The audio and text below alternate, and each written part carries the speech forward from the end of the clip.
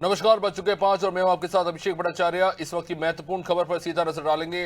इस वक्त की महत्वपूर्ण खबर मौसम से जुड़ी है, आपको बता रहे हैं सीधा जानकारी आ रही नेपाल से। इस वक्त की बड़ी खबर आपको नेपाल से बता रहे हैं, वहां पे जबरदस्त तबाही मची हुई है बाढ़ के चलते।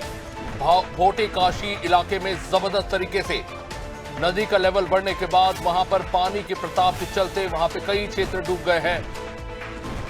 भयंकर सैलाब में अब तक 105 भारतीय भी लापता बताए जा रहे हैं। इस वक्त की बड़ी खबर सीधा आपको बता रहे हैं, वहां पे तिब्बत में ग्लेशियर झील फटने की आशंका बताई जा रही है।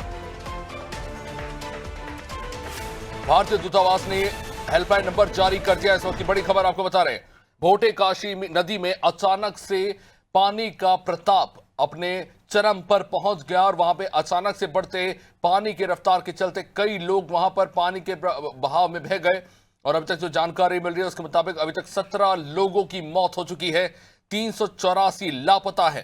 भयंकर सैलाब में अब तक बताया जा रहा है कि 105 भारतीय नागरिक भी, इनका कुछ पता नहीं चल पा रहा है। तिब्बत में ग्लेशियर झील के फटने की अब आशंका जताई जा रही है और वहां पे जानकारी मिल रही है कि भारतीय दूतावास ने अब जाके हेल्पलाइन नंबर जो है जारी कर दिया है। भयावह बारिश के बीच वहां पे हालात जो है नियंत्रण से बाहर हो चुके हैं। वहां पे कितने लोग बहाव में बह गए हैं इसके भी कोई स्पष्ट आंकड़े नहीं है। लगभग अनुमानन जताया जा रहा है कि 384 तो भी बताए जा रहे हैं, लेकिन ये संख्या और भी बड़ी हो सकती है। अलग अलग देशों के तमाम नागरिक जो आते हैं वो इस बहाव में बह गए। अचानक से हुई बारिश के बीच वहां पे हालात जो है नियंत्रण से बाहर हो चुके हैं। आलोक इस वक्त सीधा हमारे साथ जुड़ चुके हैं। आलोक, क्या जानकारी मिल रही है वहां पे? नेपाल में अचानक से जो नदी में कह सकते हैं कि पानी का प्रभाव बढ़ा है, जबरदस्त बारिश के बीच अचानक से वहां पर जो प्रभाव बढ़ा उसके बाद इतनी बड़ी संख्या में जो लोग वहां पे बह गए हैं, कोई स्पष्ट आंकड़े फिलहाल है नहीं। वहां पे हालात क्या है, क्या कुछ अपडेट इस बात आपके पास वहां पे जो अपडेट अभी निकल के सामने आ रहा है उसको लेकर? ये मैं बताना चाहूंगा, नेपाल के अंदर रसुआ के अंदर जो ये बादल फटा है उससे भारी तबाही हुई है नेपाल के अंदर। और नेपाल की जो नदी है भोटी काशी, उसका जल स्तर अचानक से बढ़ गया है। बढ़ने के कारण बाढ़ के हालात पैदा हुए हैं और उस नदी का जो पानी इतने उफान पर आ गया कि जैसे कि अनुमानित जो है 390 के आसपास अनुमानित लोग हैं जो लापता हैं और 17 लोगों की मौत हो चुकी है। ये अनुमानित है, ये आंकड़े बढ़ भी सकते हैं। अब ये जो अनुमान लगाया जा रहा है कि इतने लोग ही लापता है क्योंकि जो जल स्तर है बहुत ज्यादा बढ़ गया और बादल फटने से अचानक जो जो जो नदी के पास के इलाके हैं उनको चपेट में ले लिया है इसने, पानी ने और ये नदी ने, और जिसके कारण वहाँ पे भारी तबाही हो गई है। हेल्पलाइन नंबर जारी कर दिया है। लेकिन इन सब चीजों के एक चीज और सामने आती है, जो ये नदी है भोटे काशी, अगर हम मैं भारत की बात करूँ तो ये भारत के जो बिहार और यूपी के जो नेपाल से टच एरिया है वहाँ पे ये भोटे काशी गंडक में आके मिलती है। और जाहिर सी बात है, अगर भोटे काशी का जलस्तर बढ़ेगा तो इसका असर भारत में भी होगा। और देखिए, अगर वहाँ माहौल बाढ़ जैसा उत्पन्न होता है, अगर यहाँ पर भी पानी वहां से छोड़ा जाता है, बाढ़ के जो वो द्वार खोले जाते हैं, तो जाहिर सी बात है जो गंडक नदी है उसका जलस्तर भी बढ़ेगा और भारत में भी स्थिति जो है वो गंभीर हो सकती है। और बाढ़ आने से कई खतरे पैदा हो जाते हैं, जैसे कि अब नेपाल में देख रहे इतने लोग लापता हो गए, इतने लोगों की मौत हो गई। इसका असर भारत में भी देखने को मिल सकता है। कितने लोगों की यहाँ पर भी जो है जलस्तर जो है डिस्टर्ब हो सकता है, प्रभावित हो सकता है। और इसको रोकने के लिए सरकार पूरी नजर बनाई हो। भारत सरकार का भी हाल ही में बयान आया है कि जो यहाँ पे जलस्तर बढ़ा है भोटे काशी के अंदर, उसको लेकर भारत सरकार की पूरी नजर है और एनडीआरएफ को और एसडीआरएफ को बिल्कुल चौकन्ना कर दिया गया है। राय दे दी गई है कि अगर यहाँ का जलस्तर बढ़ता है तो जो नेपाल के सीमावर्ती इलाके हैं, बिहार और यूपी से टच वाले, उनके नजर बनाई जाए ताकि यहाँ पे जो हालात सामान्य तो नहीं कहूंगा बल्कि इसको कहूंगा कि रोके जा सके। आने वाली जो घटनाएं, मौतें हैं और जो लोग हैं और जो इलाके आसपास के, उनको जो राहत की जो कार्य हो सके उन पर नजर बनाया जाए। भारत सरकार पे पूरी नजर बनाए हुए हो। नेपाल ने भी कोशिश करी है कि कम से कम जो द्वार है वो बांध के खोले जाए, लेकिन ऐसा करना मुश्किल होता है। मैं आपको बात बताऊं, अगर नहीं ज्यादा आलोक, देर मैं तक इसमें आना चाहूंगा कि नेपाल जो ऊपरी क्षेत्र है वहां पर ज्यादातर पर उनकी तरफ से पहले जो है अलर्ट जारी किया जाता है।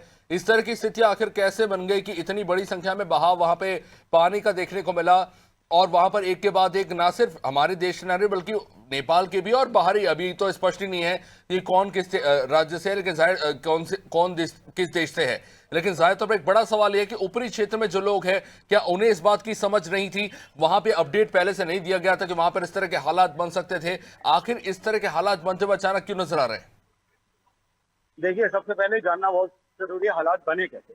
हालात जो बादल फटा है उसके कारण भारी तबाही हुई है, और देखिए ये प्राकृतिक आपदा है, इसके अंदर ये सब अचानक से ही होता है।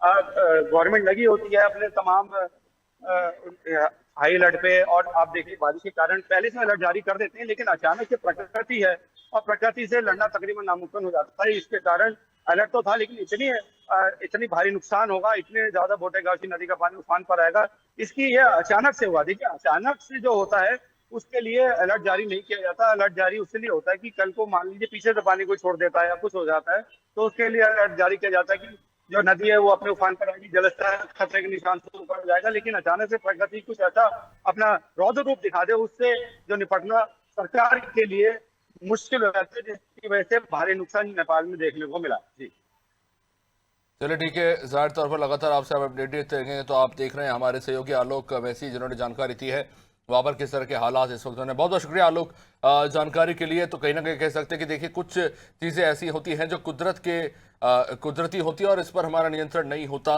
लेकिन आखिर इस तरह के हालात क्यों बने और इसको लेकर क्या सुरक्षात्मक प्रक्रिया अपनाई गई, ये भी एक बड़ा सवाल है। और क्या इसको लेकर पहले से जानकारी थी, ये भी बड़ा सवाल है। अगर जानकारी थी तो उसको लेकर क्या प्रक्रियाएं अपनाई गई, कितने लोग अभी भी इसमें उलझे हुए हैं और कितने लोग इससे प्रभावित हुए हैं, अभी तक कुछ आंकड़े निकल कर स्पष्ट रूप से सामने आ रहे हैं। लेकिन जाहिर तौर पर एक बड़ी चुनौती कह सकते हैं, क्योंकि नेपाल से लेकर आसपास का जो एरिया है उत्तराखंड का, हम कहें कि वह एक बहुत ही सेंसिटिव इकोलॉजिकल एरिया माना जाता है। और वहाँ पे अचानक से भी बारिश या फिर कह सकते हैं कि हेवी रेनफॉल से लेकर वहाँ पे बादल फटने की स्थिति बनती है, तो वहाँ पर संभलने के लिए बहुत ही कम समय सीमा होती है और ऐसे में बड़ी संख्या में लोग जो है इस प्राकृतिक आपदा का शिकार हो जाते हैं। अभी इस मामले को लेकर फिलहाल वहाँ पे विश्लेषण विशेषज्ञों के द्वारा चल रहा है।